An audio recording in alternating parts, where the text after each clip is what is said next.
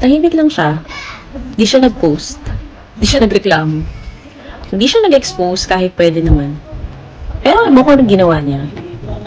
Nagdasal siya. Umiyak siya sa gabi.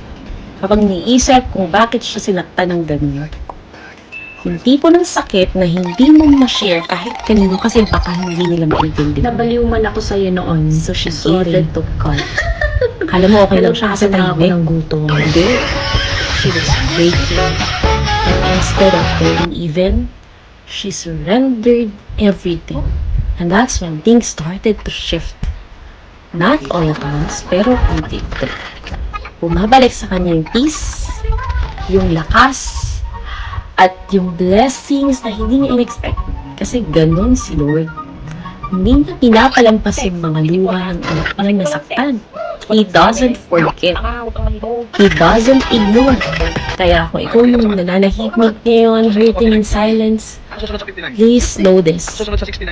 God is working. Not just to heal you, but to prepare a comeback that's bigger than the breakdown.